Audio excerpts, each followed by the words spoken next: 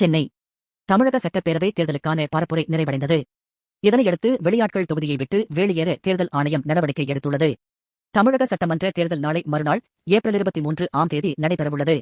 இதற்காக அரசியல் கட்சித் தலைவர்கள் கடந்த ஒரு மாதமாக தீவிர பரப்புரை மேற்கொண்டு வந்தனர்.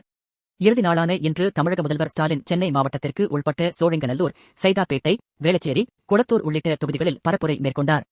எதிர்க்கட்சித் தலைவர் எடப்பாடி பழனிசாமி தான் போட்டியிடும் எடப்பாடி தொகுதியில் இறுதிக்கட்ட பரப்புரை மேற்கொண்டார்.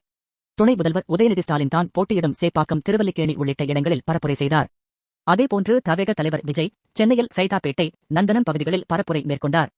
நாம் தமிழர் தலைமை ஒருங்கிணைப்பாளர் சீமான் தான் போட்டியிடும் காரைக்குடி தொகுதியில் பரப்புரையை நிறைவு செய்தார்.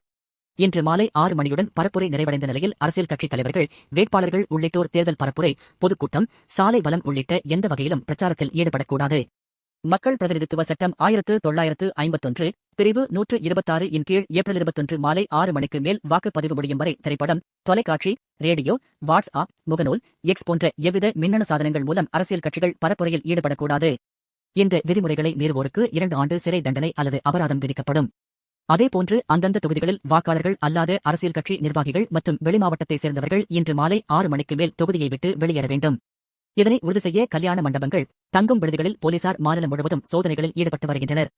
மேலும் வேட்பாளர்கள் அல்லது அரசியல் கட்சிகள் தங்களின் தேர்தல் பணிமனைகளை வாக்குச்சாவடிகளில் இருந்து 200 மீட்டர் தொலைவிற்கு வெளியே மட்டுமே அமைக்க வேண்டும் என தேர்தல் ஆணையம் தெரிவித்துள்ளது.